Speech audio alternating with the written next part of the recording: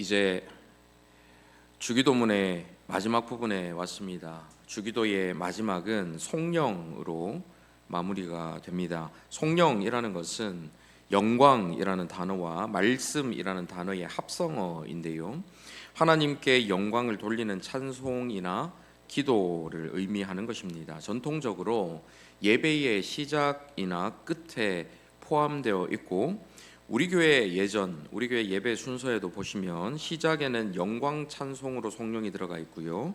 끝에는 주기도문 찬송, 곡조를 넣어서 이 주기도문을 찬송으로 부르는 주기도문 찬송으로 송영이 들어가 있습니다. 여러분 성경에 보시면 이 송영 부분, 주님께서 가르쳐 주신 이 주기도의 송영 부분이 괄호로 이렇게 되어 있을 것입니다. 그리고 그 페이지 밑에 작은 글씨로 뭐라고 써 있는데 뭐라고 써 있는지 한번 보시겠습니까? 돋보기 필요하시면 돋보기를 끼시고 작은 글씨로 뭐라고 써 있는지 한번 보십시오. 뭐로 되어 있습니까? 안 나와 있나요? 네. 우리 장로님 성경만 비싼 건지 있는 것 같고 다른 분들은 없으십니까? 혹시? 괄호 밑에 작은 글씨로 보면 고대 사본에 이 괄호 내 구절이 없음이라고 나와 있지요. 사실은 이제 이게 없으면은 여러분 좋은 성경을 바꾸십시오 이렇게 재미삼아 우스개로 말씀드리려는데 지금 없는 분들이 많으신 것 같은데 좋은 성경 바꾸시기 바랍니다. 그 해설들이 성경들마다 아마 나와 있고 글씨가 워낙 작게 나와서 여러분 좀 잘 안 보이실 수도 있는데 본문에는 보면 이게 괄호로 들어가 있고 그 괄호 밑에 옆에 숫자가 적혀 있고 밑에 보면은 이런 글씨가 있을 겁니다. 고대 사본에 이 괄호 내 구절이 없음. 실제로 이 송영 부분은 가장 오래된 사본들과 권위 있는 헬라어 성경의 사본인 이 신해 사본, 또 바티칸 사본, 베자 사본 이런 게 있어요. 그런 사본 등에는 모두 빠져 있습니다. 동일한 기도문이 담겨 있는 이 누가복음, 이 마태복음에 지금 6장에 나와 있는 이 기도문이 주님 가르쳐 주신 기도문이 누가복음에도 들어가 있는데 이 누가복음에도 역시 이 송영 부분이 나오지 않습니다. 따라서 대부분의 학자들은 이 송영 부분이 예수님께서 직접 가르쳐 주신 기도 가운데 들어간 것은 아니고 후대에 정형화된 기도문을 만들기 위해 첨가되었다 이렇게 믿습니다. 그래서 김남준 목사님 같은 분들은 이 구절이 영감된 하나님의 성경으로서의 권위를 갖지 못한다 이렇게 말하기도 합니다. 그럼에도 김 목사님은 이렇게 얘기하죠. 예전적으로 매우 중요해서 이 예배 형식 예전으로 아주 중요해서 초대교회 때부터 사용되어 왔고 기도를 마칠 때 하나님께 영광을 돌리는 것은 마땅하기 때문에 이 부분을 넣어야 한다 이렇게 주장을 하기도 하지요. 하지만 이런 주장에는 우리는 동의하기가 어렵습니다. 이렇게 만약에 주장을 해서 이 부분이 괄호 안에 들어가 있고 고대 사본에 없기 때문에 주님께서 직접 하신 말씀이 아니다. 그래서 하나님의 이 말씀인 성경적 권위가 없다라고 만약에 이해를 해버리면 하나님의 말씀도 아니고 성경적 권위가 없는데 왜 성경에 들어가 있나 이렇게 의문을 가질 수밖에 없는 것이죠. 어떻게 성경 안에 하나님 말씀 아닌 것이 들어갈 수가 있을까 이런 의문을 가질 수밖에 없습니다. 그래서 우리는 이 주장에 동의하기 어렵습니다. 이 송영이 고대 사본에 나오지 않는다라고 해서 예수님께서 이 부분을 가르치지 않으셨다라고 보기에는 어렵습니다. 또는 이 부분, 이 송영의 부분이 예수님의 가르침과는 다르다거나 아니면 예수님께서 의도하지 않는 부분이다 이렇게 이야기하기 어렵다는 것이죠. 왜냐하면 유대인들의 모든 기도문들에는 이 송영이 들어가 있기 때문입니다. 유대인이 가지고 있는 모든 기도문에 보면 이 송영으로 전부 다 끝나는 것을 볼 수가 있습니다. 더군다나 이 마지막 송영 부분이야말로 예수님께서 가르쳐 주신 이 주기도문의 핵심적인 내용들이 모두 들어가 있는 완벽한 마무리라 할 수 있습니다. 따라서 우리는 이 송영 부분 역시도 주님께서 친히 가르쳐 주신 기도 그 내용이라고 믿고 이 부분에 대해서 고백을 하는 것이죠. 여기에 대해서 오늘 조금 더 상세하게 살펴보도록 하겠습니다. 본문 내용으로 들어가기에 앞서서 여러분께서 많이 궁금해하시거나 아니면 잘 모르시는 내용 잠깐 한번 살펴보도록 하겠습니다. 옛날 버전의 주기도문에 보면 이 송령 나라와 권세 이거 나오기 직전에 한 단어가 더 포함되어 있죠. 어떤 단어죠? 대개 맞습니다. 대개라는 단어가 포함되어 있습니다. 대개 하면 여러분 가장 먼저 떠오르는 건 무엇입니까? 영덕 대개 글자가 달라요. 어이 대개 영덕 대개는 어이고 여기서 대개는 아이죠. 근데 뭐 이 대개 어쨌든 뭐 연상된 게 뭐 영덕 대개 이런 게 연상될 수도 있고 또 뭐 대아이 대개라고 했을 때에 뭔가 이게 무슨 뜻인지 오늘날 잘 사용하지 않는 단어이기 때문에 직관적으로 와닿지 않습니다. 그래서 그냥 대개라는 단어를 보면 뭐 대충 대강 뭐 이런 뜻인가 이런 생각을 가지게 되지요. 아니면 뭐 되게 뭐라 하네 막 이럴 때 되게 이것도 글자는 다른데 막 그런 것처럼 아주 몹시 뭐 이런 뜻이 뭐 되게 이런 뜻인데 잘못 쓴 건 아닌가 뭐 이런 생각을 가질 수도 있을 것입니다. 옛날 우리 한국교회 목사님들 중에도 이 단어를 대충 뭐 대강 이런 뜻으로 오해를 하고 주기도문에서 빼야 한다 이런 주장을 하기도 했다라고 합니다. 하나님께 온전하게 영광을 돌려야지 대충 돌리면 되나 뭐 이렇게 이야기했다는 거죠. 하지만 이것은 이 단어의 뜻을 제대로 알지 못해 일어난 해프닝이라고 할 수가 있습니다.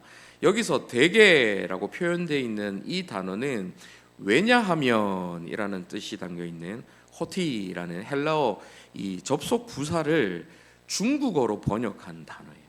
그러니까 원어를 보면 이 호티라는 헬라어 단어는 왜냐하면이라는 접속 부사거든요.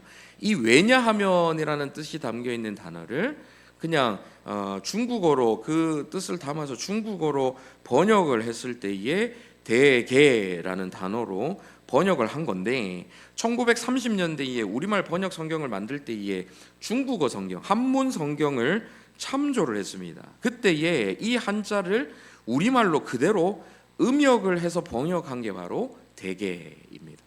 이 말의 사전적인 의미는 큰 원칙으로 말하건대 또는 일의 원천으로 미루어 보건대 뭐 이런 뜻입니다.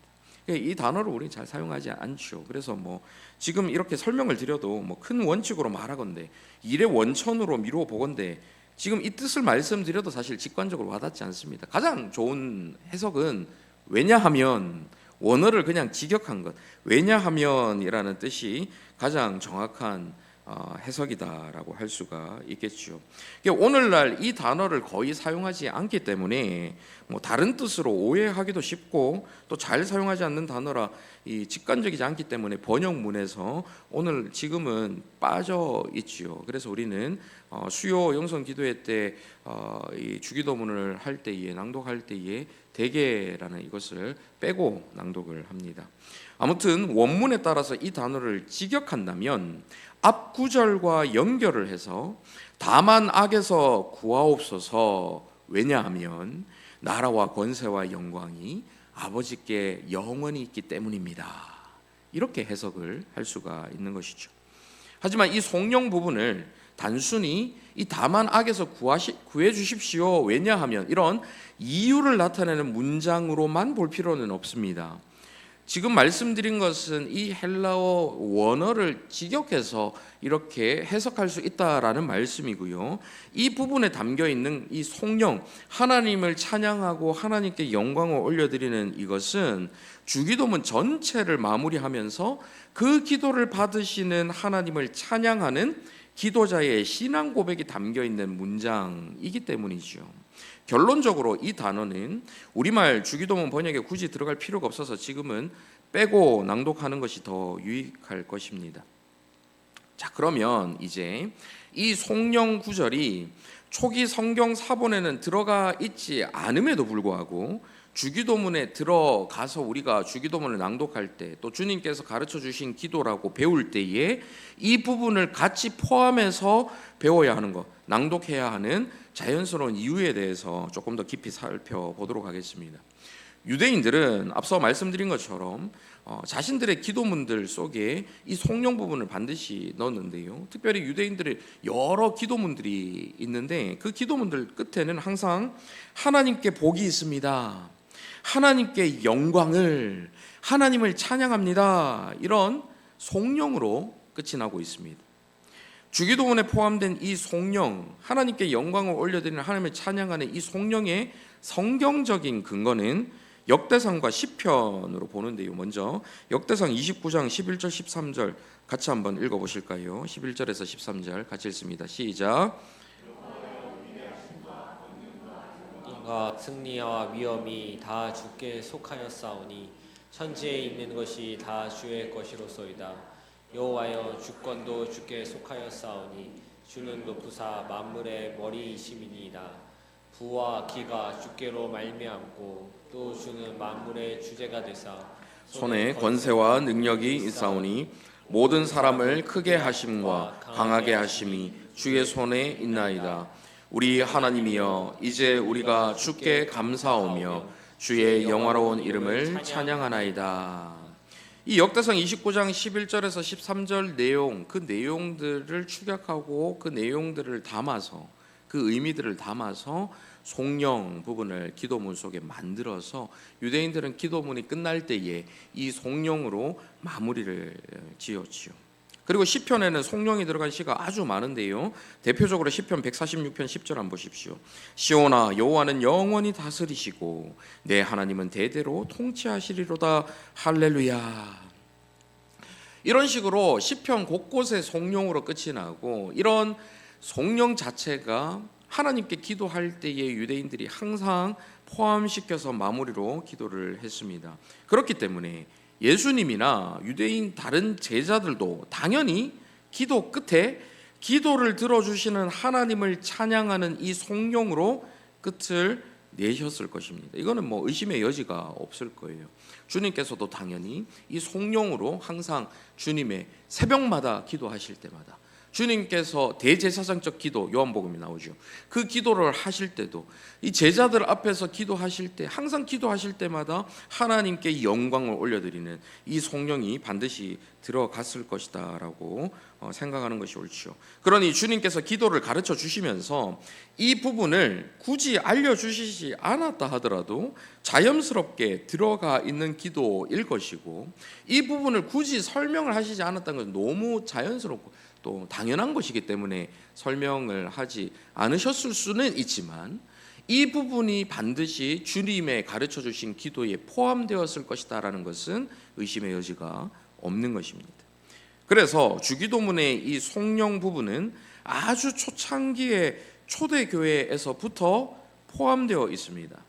1세기 말이라 하면 우리 주님께서 부활하시고 얼마 되지 않은 때이지요. 이 1세기 말경에 12사도의 가르침을 담아서 디다케라는 문서가 작성이 되는데요. 이 디다케라는 문서 안에는 이 12사도들이 직접적으로 가르친 그 모든 내용들이 포함되어 있고, 특별히 예전 예배의 어떤 순서나 예배에 담겨 있는 의미, 이런 것들이 포함되어 있는 것을 볼 수 있는데요. 이 디다케 문서에 보면 이 부분이 포함되어 있는 것을 볼 수 있습니다. 주기도문 안에 지금 이 송령 부분이 이 디다케 문서에 들어가 있는 것을 알 수가 있죠. 아마도 예배 가운데에 주기도문을 인도자가 낭송을 하면, 마지막 이 끝부분 다만 악에서 구하시옵소서까지 인도자가 낭송을 하면, 이 마지막 끝부분을 나라와 권세와 영광이 아버지께 영원히 있사옵나이다 아멘, 이것들이 모든 예배자들이 다 함께 한 목소리로 고백하는 응답 또는 화답송 개념으로 활용되었다라는 것을 알 수가 있지요. 지금 우리 교회에서 하는 것처럼 곡조를 붙여서 찬송가처럼 주기도문을 불렀을 수도 있고, 곡조 없이 함께 화답하며 자신들의 신앙을 자신의 목소리로 고백하는 시간을 가졌을지도 모르지만, 분명한 것은 1세기부터 초창기의 초대교회에서부터 예배를 드릴 때마다 주기도문을 함께 낭송했고, 이 낭송이 끝나고 나면 마지막 이 송령으로 함께 찬양하며 마무리를 지었다라는 것이죠. 이 송령은 또한 중요한 신학적인 의미도 함께 담겨져 있습니다. 주기도의 핵심 주제는 하나님 나라라고 할 수가 있지요. 하늘에 계신 우리 아버지여 이름이 거룩히 여김을 받으시오며 라는 찬양, 하나님을 높여드리는 이 송영으로 이 주기도문이 시작했다면 마지막을 그 아버지께 나라와 권세와 영광이 영원히 있습니다 하는 찬양으로 끝맺는 것 역시도 아주 완벽한 기도문을 만들어내는 시작과 끝을 완전하게 동일하게 시작하고 맺는 완벽한 마무리라고 할 수가 있는 것입니다. 이러한 고백 안에는 또한 복음의 핵심적인 요소도 포함되어 있는 것이죠.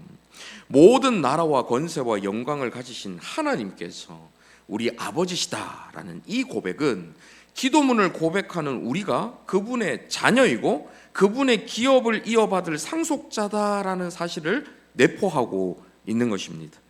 예수 그리스도를 통해서 하나님의 자녀된 신분을 다시 회복한 것, 이게 복음의 핵심이라고 할 수 있지 않습니까?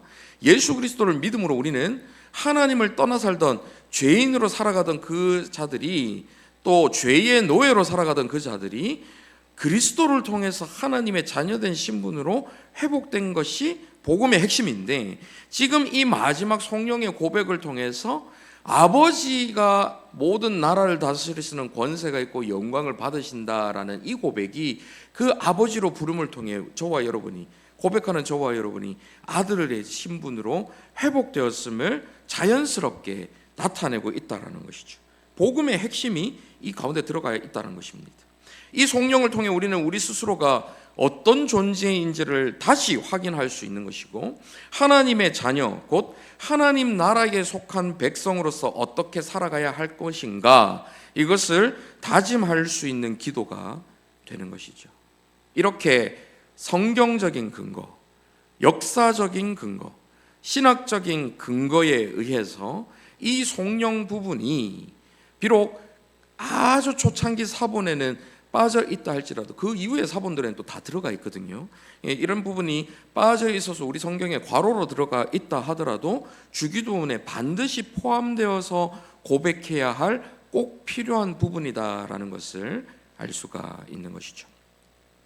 자, 그러면 이제 이 성령 안에 담겨져 있는 내용 부분을 조금 더 자세하게 살펴보도록 하겠습니다.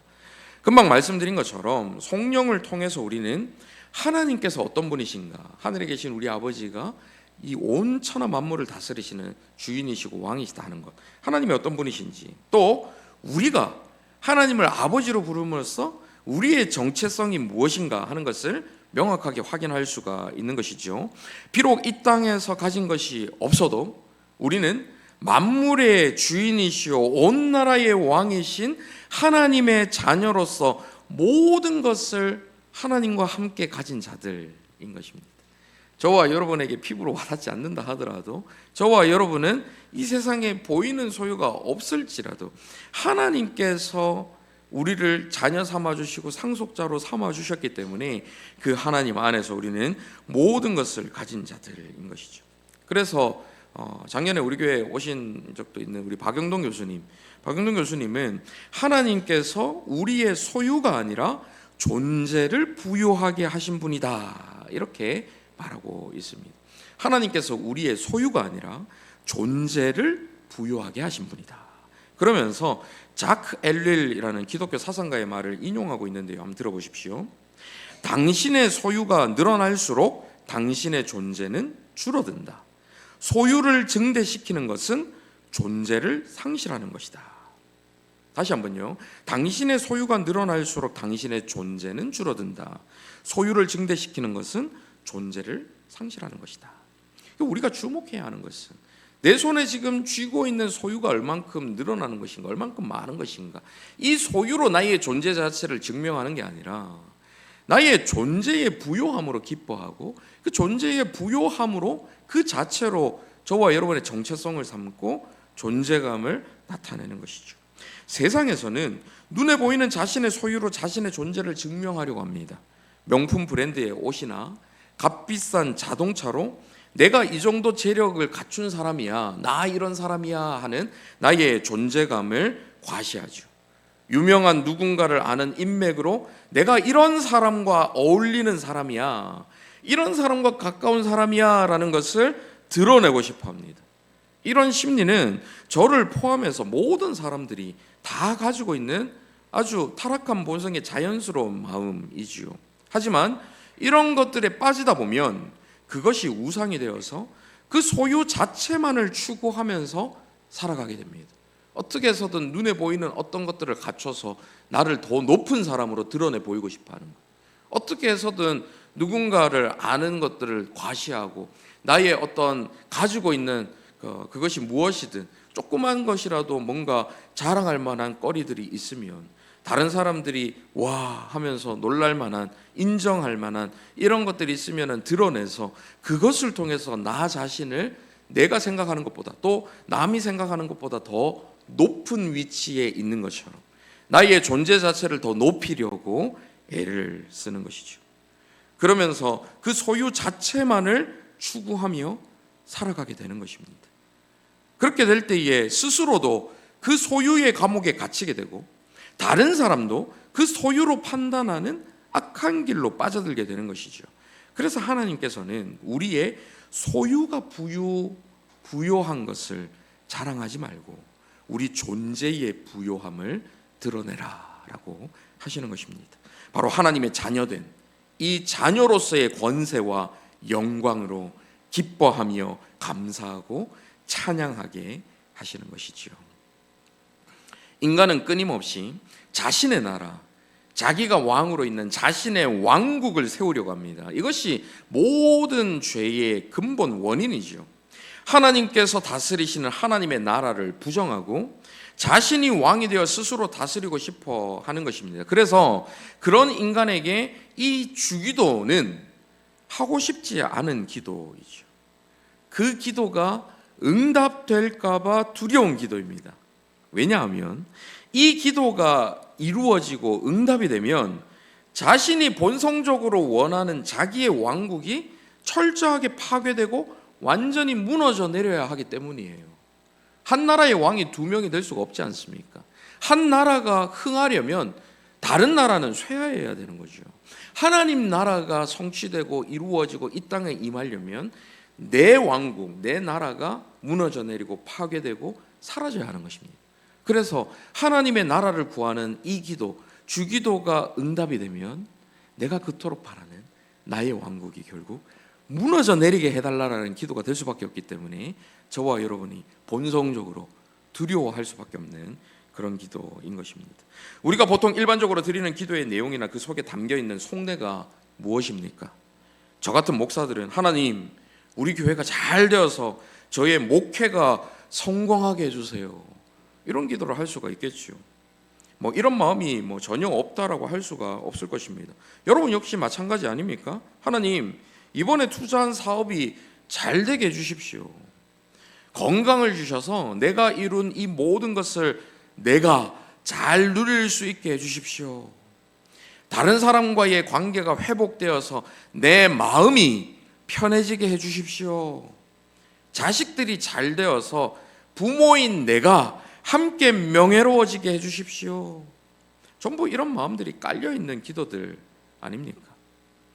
물론 그 자체만 목적의 모든 것이라고 할 수는 없겠지만 저와 여러분이 드리는 기도에 또 하고 있는 기도 제목의 많은 부분, 상당 부분들이 결국에는 나의 왕국을 공고하게 하고 나의 유익을 구하고 나의 뜻을 관철시키는 기도들이 많다라는 것이죠. 우리가 부유하게 해달라고 기도하면서 교회가 더 든든히 세워지기 위해서 제가 이 재력을 쓰겠습니다, 주님. 그래서 저에게 부여함을 주십시오. 여러분 혹시 이렇게 기도하고 계십니까? 저에게 건강을 주시면 제가 교회에서 더 열심히 섬기겠습니다. 그런 기도들이 우리 가운데에 이루어진다면 모르겠지만 그런 어떤 의도가 아니라, 또는 그렇게 기도하면 하나님께서 잘 봐주셔서 속은 아닌데 억지로라도 그렇게 꾸며가지고 기도를 해서 어떻게든 그 응답을 받아내려고 하는 우리의 속내가 사실상 무너져 내리는 기도가 바로 주기도인 것이죠. 주기도는 그런 마음들과 추구하는 바가 근본적으로 다릅니다. 내가 본성적으로 원하는 다시 말하면 정말 진심으로 바라는 모든 것들이 아니라 전적으로 하나님 나라가 임하고 하나님의 뜻이 이루어지는 기도이기 때문이지요. 그 기도의 결과 때로는 내가 원하는 것을 잃어버릴 수가 있습니다. 이 기도가 응답되면 내가 그토록 바라는 것을 오히려 잃어버릴 수가 있어요. 내가 바라는 것과는 완전히 다른 열매가 맺혀질 수 있습니다. 그럼에도 그것에 만족하고 그것에 기뻐하는 기도가 바로 주기도인 거예요. 그러니 제대로 된 믿음이 없는 사람에게는 이 기도만큼 위협적인 기도가 없는 것입니다. 우리 주님께서도 심지어는 아버지 가능하면 이 잔을 내게서 멀리해 주십시오. 치워 주십시오. 제가 이 잔을 받지 않아도 되게 해 주십시오. 그렇게 기도하셨잖아요. 그런데 주님의 기도는 뭐가 다릅니까? 하지만 나의 원대로 하지 마시고 아버지의 원대로 해주십시오. 이게 바로 주기도였던 것이죠. 그러니 저와 여러분이 이 기도를 드릴 때에 우리는 우리의 뜻이 사라지고 하나님의 뜻만이 이루어지는, 그래서 때로는 나의 뜻이 완전히 무너져 내리고 반대되는 것이 결과가 있는다 할지라도 하나님의 뜻에 기뻐할 수 있는 각오를 가지고 해야 되는 기도인 것입니다. 근데 제가 지금 각오 뭐 이렇게 마치 굉장한 것을 우리가 손해보고 잃어버리는 것처럼 말씀드렸지만, 그 전에 제가 이 주기도문 강의하면서도 말씀드렸지만 사실상 하나님의 뜻이 성취되는 게 저와 여러분에게 가장 완전한 응답이고 가장 완벽한 성취이거든요. 그 사실을 믿음으로 볼 수 있다면 비록 지금 눈앞에 내가 원하는 결과와 다른 결과가 있다 할지라도 합력하여 결국에는 선을 이루실 하나님을 믿는 사람들은 오히려 이것이 나에게 가장 좋은 것이구나 믿음으로 감사할 수 있는데, 사실 이 믿음이 없으면 이 기도 자체가 상당히 위협적인 기도가 될 수밖에 없는 거죠. 권세도 마찬가지입니다. 우리는 우리가 권세를 누리기를 원합니다. 특별히 요즘 시대는 자신의 권리를 침해받거나 자신의 능력을 무시당하는 것을 견디지 못하는 시대입니다. 조금이라도 막 어디서 자기를 좀 무시하거나 막 식당 갔는데 좀 소홀하게 대한다 그러면은 막 큰 소리로 막 따지고 컴플레인을 해야 되는 그런 시대인 거죠. 나의 인생은 나의 것이라고 여기면서 나 자신이 주도적으로 인생을 이끌어가며 살아가기를 원하고 그런 것을 또 옆에서 부추기는 그런 시대인 것이죠. 그러니 지난 주일에 말씀드린 것처럼 불확실성이 넘치는 현실을 받아들이기가 너무나도 힘이 들고 그 현실에 대해 아주 크고 버거운 불안과 스트레스를 가지게 되는 시대이죠. 왜냐하면 내 뜻대로 인생을 살아가려고 하는데 내 뜻대로 인생이 풀리질 않으니까. 이 불확실성, 불확실한 예기치 못한 불확실한 상황들이 계속해서 나타나니까 두려움 가운데 스트레스를 받아가면서 불안에 떨면서 살아갈 수밖에 없는 것입니다. 하지만 이 마지막 성령에서 우리는 모든 권세가 영원토록 아버지 하나님께 있다 이렇게 고백을 하지요. 사실 우리가 이렇게 고백을 하든 하지 않든 모든 권세는 사실 하나님께 있습니다. 우리가 뭐 인정하든 인정하지 않든 원하든 원하지 않든 모든 권세는 하나님께 있어요. 하나님께서 허락하지 않으면 인간이 그분 앞에서 손가락 하나 까딱할 수가 없습니다. 그러니 너무나도 당연한 사실을 하나님 앞에 고백하는 것에 불과한 것이죠. 그럼에도 그런 현실을 알지 못하거나 알아도 뭔가 이런 것들에 대해서 거부하고 부정하는 이들은 이 고백이 굉장히 어려운 것입니다. 반발심이 막 일어나고 뭔가 크게 손해보는 느낌을 가지는 것이죠. 그런데 여러분 한번 생각해 보십시오. 무식하고 천박하기 그지없는 내 자신이 모든 권세를 손에 쥐고 내 인생을 다스린다면 그 얼마나 무질서하고 혼란스러운 인생이 되겠습니까? 여러분, 나라를 다스리는 대통령의 수준이 어떠한가? 그 대통령의 수준이 높은가 낮은가? 이 상황에 따라서 온 나라가 얼마나 직접적으로 영향을 받는지 지금 저와 여러분은 뼈저리게 경험하고 있지 않습니까? 우리 인생의 모든 권세를 가장 지혜로우시고 가장 정의로우신 하나님께 있다라고 고백하면서 그 하나님의 다스리심을 받는 인생은 그래서 가장 큰 복을 누리는 인생이다라고 이야기할 수밖에 없는 것이죠. 마지막으로 이 성령에는 모든 영광이 아버지께 영원히 있다라고 고백을 합니다.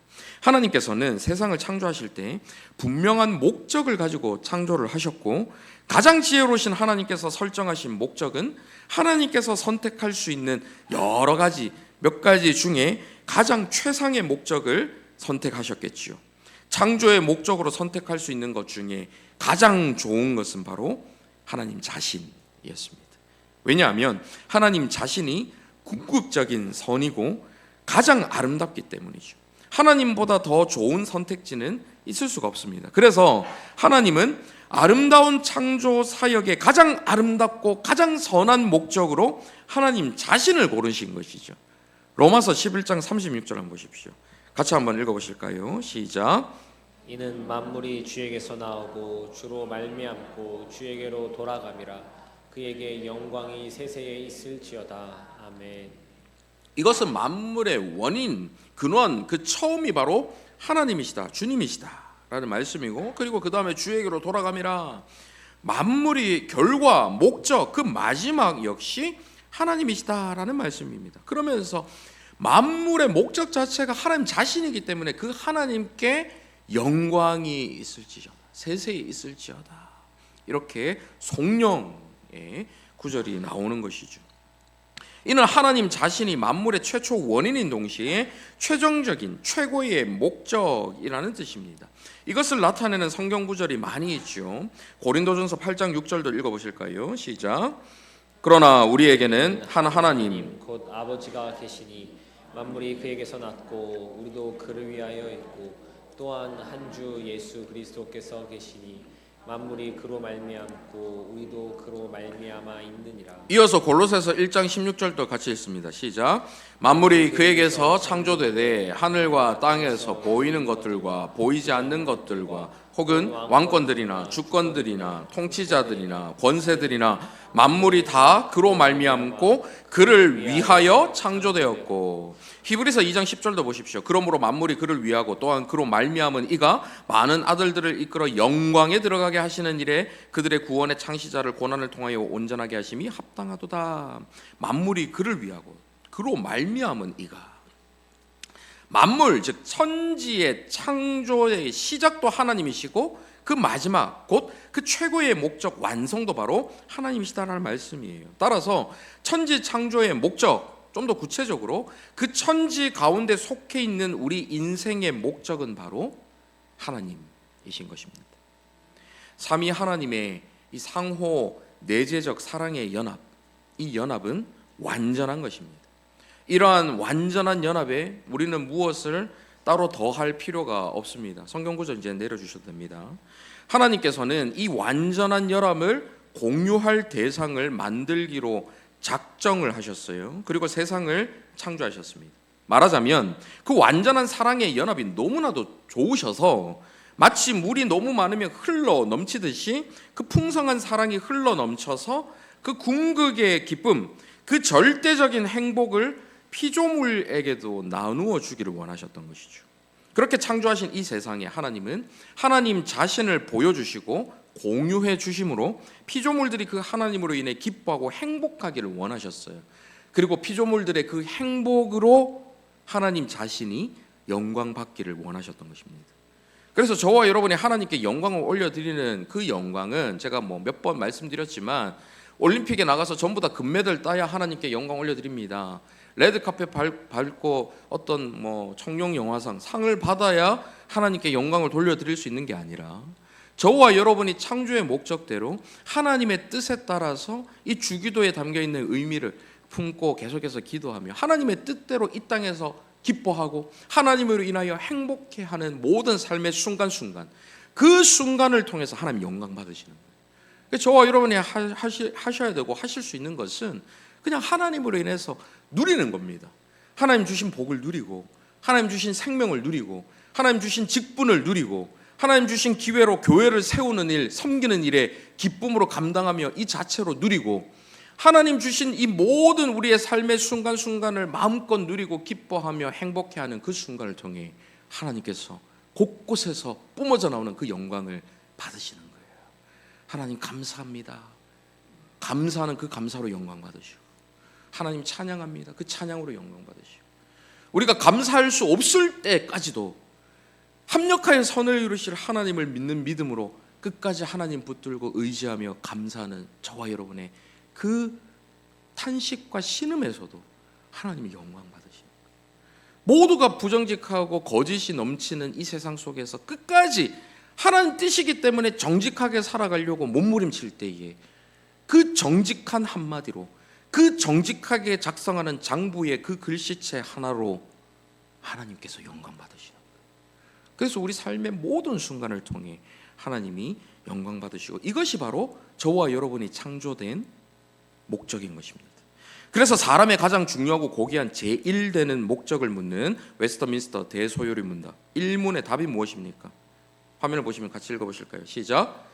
하나님을 영화롭게 하는 것과 그분을 영원토록 즐거워하는 것.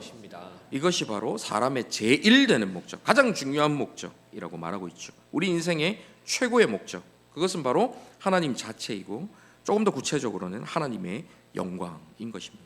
그래서 우리는 우리의 삶을 통해 하나님을 아는 것, 하나님을 찬양하는 것, 하나님을 예배하는 것, 하나님을 기뻐하고 즐거워하는 것이 무엇인지 삶 속에서 깨닫고 실제적으로 그런 삶을 살아가는 것, 그것이 바로 우리의 전생에 걸쳐 이루어야 할 최고의 목적인 것이죠. 그러니 기도의 마지막을 아버지 하나님의 영광을 찬양하며 끝맺는 것은 지극히 자연스럽고 당연한 것입니다. 이제 말씀을 맺겠습니다. 우리가 진심으로 마음을 다해서 이 기도를 드리면, 주님께서 가르쳐 주신 이 기도를 드리면 가장 먼저는 우리 인생이 완전히 바뀌게 됩니다. 나 자신이 왕이 되어서 굳건하게 세우려고 발버둥치던 나의 왕국이 무너져 내리고 하나님의 나라가 임하게 되는 것이죠. 나의 권세가 사라지고 하나님의 권세가 내 삶을 정말 옳은 길로, 참된 행복의 길로 이끌게 되는 것입니다. 그래서 저와 여러분이 창조된 원래의 목적, 곧 하나님의 영광을 드러내며 살아가는 복된 인생이 되는 것이죠. 이렇게 이 기도로 자신의 변화된, 자신을 변화시킨 그 사람들이 모여서 함께 이 기도를 드리면, 비록 우리가 곧바로 피부로 느끼지는 못할지라도 세상의 질서가 뒤집히기 시작하는 거예요. 온 우주 만물이 원래의 모습을 되찾아서 뒤바뀌기 시작하는 것입니다. 그래서 김용복 목사님이라는 분은 이 기도를 세상에서 가장 위험한 기도다, 이렇게 표현을 하기도 합니다. 왜냐하면 세상을 뒤바꾸는 기도이기 때문이죠. 우리 자신과 이 세상의 모든 중심축이 뿌리채 뽑혀서 하나님 나라와 뜻으로 완전히 옮겨가게 만드는 기도이기 때문입니다. 이 기도를 통해서 저와 여러분의 삶이 바뀌고 우리가 살아가는 이 세상이 완전히 뒤바뀌는 역사가 나타날 수 있기를 간절히 바랍니다. 아멘.